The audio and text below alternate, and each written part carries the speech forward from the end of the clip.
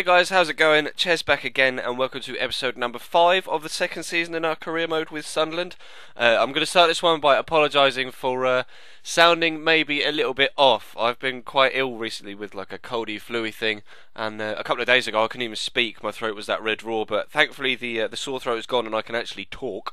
But I am still very nasally and congested, so if I do sound a bit weird, then that's the reason behind it. But we start this one with the news that we've resigned from the managerial position as Sweden international boss. It was obviously I asked you guys in the previous episode what we should do about it, and I was losing the passion for it, and you guys seemed to agree that if I wasn't wholehearted in my attempts as Sweden manager, then it really wasn't best for the series to continue. So I did resign, and we come into this one in with Sunderland on some really good form, sat top of the table. We've won every single league game so far, and we come into this game against Blackburn ridiculously high on confidence, to be completely honest, and they do hit the post there early on. Jordan Rhodes actually gives away a foul on Stephen Colker, so we're fortunate that they weren't able to take advantage from the second phase. But a good bit of defensive quality there from Lee Catmull, who's been very good in central defensive midfield actually, alongside Gary Medell. Finds the way to Nelson Oliveira, and that is a clinical finish in the 21st minute. Great finish. The through ball from Adam Johnson was spectacular, just getting it in front of the defender to Nelson Oliveira in time for him to be able to switch feet and get it into that bottom corner. And then Nolito shows great feet as well, a lovely Ronaldo chop, but unfortunately the shot wasn't of the same quality as the skill, and the keeper was able to gather it up. But moving into the second half, Honda was just pressing all over the pitch, and they made some horrific decisions at the back.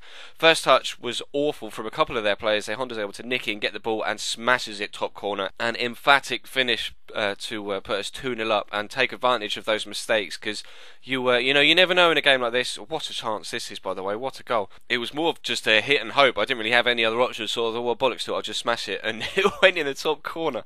But in games like this, if you make too many mistakes, especially on the higher difficulty settings, then you're going to get punished for it. But that man Kazuki Honda was the difference between the two teams in this game.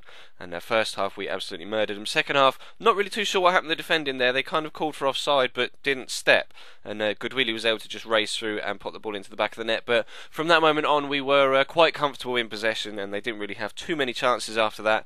None that were clear cut anyway, and we were quite comfortable seeing out the 3-1 away win. So that gives us, I think it's 6 wins out of 6 now in the league. I'm not entirely sure at this point how far through the season we are, but we do get an international management offer from Norway just after we've resigned from Sweden, so the Nordic club's really keen on it. There you go, 7 wins from 7 on the right hand side, ahead of Arsenal, who are second. And we saw in the previous episode that Stoke City were rumoured to be getting taken over, and they have been taken over, and they've got a lot of money now, so we'll have to wait and see in the January transfer window if they do make any big moves to try and push their way up the table and challenge us teams at the top, because obviously having the money is the way forward in the Premier League, and a team that does have a lot of money is Chelsea. But there you can see they're in 5th, and we are 5 points clear at the top, ahead of Arsenal and Spurs. So a fantastic start to the season for us so far, but Chelsea were dominant, to be completely honest, in the opening half. Ramirez with a good snapshot there, and Kieran Westwood actually is playing in goal for us because Simon Mignolet's picked up an injury and is going to be out for about 4 weeks. So Westwood's going to get a good chunk of playing time. And here, it's just really disappointing. The game mechanics let me down. I tried to bring the keeper out and he didn't get there in time, and then Sturridge just heads the ball against Danny Rose's hand just because he's had to hurdle the keeper. His arms have come round in front of him and has given away a penalty. But Hazard, no ball boys involved here, just straight up misses the penalty. Simon Mignolet saved a number of penalties for us this season and last season. Mignolet's been a great keeper, and Kieran Westwood pulls off a save from that Eden Hazard penalty as well, and then keeps them out for a 3rd time. Actually thought he could have done a bit better with the initial shot, didn't really push it too far away from goal and not to safety, but the header from the follow-up was tame, and then we did have a chance there. And as you can see from the stats at half-time, it was a very even game actually. Chelsea, when playing it, it felt like Chelsea were more dominant, but it appears that we had more possession and the same amount of chances. But I left the entirety of this move in, because this is probably one of the best moves that we've put together so far this season. A lot of the players have been they've settled in ridiculously quickly and are playing very, very well together. As Seb Larsson pings the ball out wide to James McLean, who actually I did start in this game. He's progressed quite nicely actually, ratings-wise. He's up to 80 overall. Honda here flicks the ball in round the corner to Larsson, who fires it in, and Nelson Oliveira's there to volley in left-footed beyond Courtois. Actually, Chelsea were playing in goal. Not entirely too sure whether Czech was injured or suspended, or whether they just decided to play Courtois, but. A lovely, lovely ball across from Seb Larsson, and that was the sort of move we've been putting together all season. Playing the ball from left to right slowly, and then finding one or two killer passes that teams just can't cope with. And in real time now, I was adamant that was a penalty, but I went into the replay, and it was just an absolute swing and miss from Nelson Oliveira. Embarrassing almost to fall over from that. But moving into the last 5 minutes now, and some quick passes there to get the ball away from danger. Nolito picks the ball up.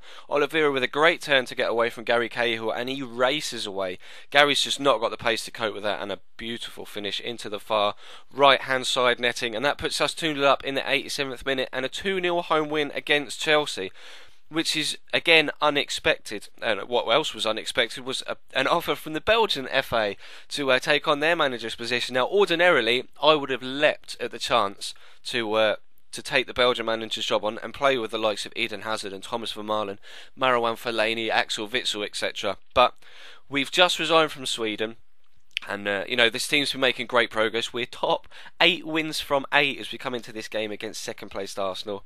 So I don't really want to interrupt that. We're playing some amazing football, and I really want to concentrate on Sunderland this year and make sure that we get as good a finish as possible. But one thing I will say, or I will put to you guys, because it's kind of bugging me a little bit. I am delighted with the way that we've been playing this season, and we're winning every single game, and comfortably winning every single game. What a strike from Honda, by the way, before I run out of breath. But yeah, as I was saying, absolutely thrilled with the way that we've started this season. Winning every single game is obviously what we were... Well, not even what we were aiming for. It's beyond what we were aiming for with the quality of the players we've put in. But obviously the team is a lot better this season than it was last season. And I'm getting the feeling it's maybe a little bit too easy on world class. Now, so I'm going to put it to you guys. Do you want to see how long we can keep this run going, and see if things do eventually level themselves out on world class, and it becomes a little bit more realistic? Because obviously in real life, Sunderland just wouldn't go 9 games, 9 wins in the Premier League. But do you want to see how long that run can continue, and if things do level them out? Or do you think we should maybe take the step up to Legendary and see what it's like at Legendary on the highest difficulty setting? Nelson Oliveira here getting away, and that near post shot is just so overpowered on FIFA 13 this year. So we're always going to take advantage of that. But yeah, that's what I kind of want to know from you guys in this episode. I always try to, in each episode, try and have some sort of question or feedback that I can get from you guys in the comment section, just to so you guys can feel more involved with the day-to-day running of this channel as a whole, because it's been getting bigger and bigger as time goes by. We're closing in on 870 subscribers now, so absolutely fantastic. The channel's been growing amazingly, and I seem to say this every single video.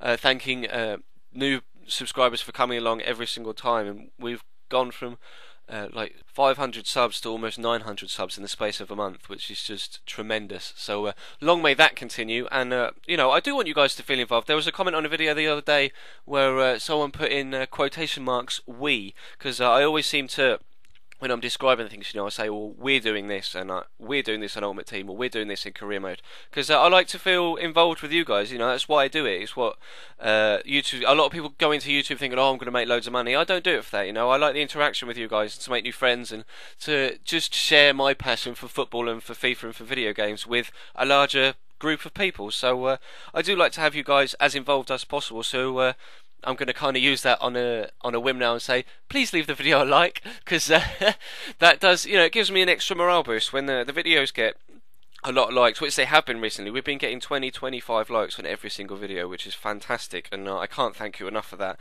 And we've been getting over 150 to 200 views on every single video as well. So the channel is doing really, really well at the minute. So, and it's thanks to you guys. And I do say it a lot, I just say thank you a lot, but I genuinely mean it. So do leave a comment down below, let me know what we should do on the difficulty front. Obviously, I just can't decide what to do. The team does feel fantastic, and the results don't feel too out of place with how the team feels, but at the same time, like I'm a stickler for realism, so I'm kind of like, yeah, should I really be winning every game? But you know, I could go on a run of form and lose 4 out of the next 6, and then you know we're sat mid-table again. So we'll just have to wait and see. I'll leave it to you guys. But yeah, I'm going to wrap this up now because again I am rambling. So thank you very much for watching, guys. Leave the video a like, leave me a comment, and I will catch you next time.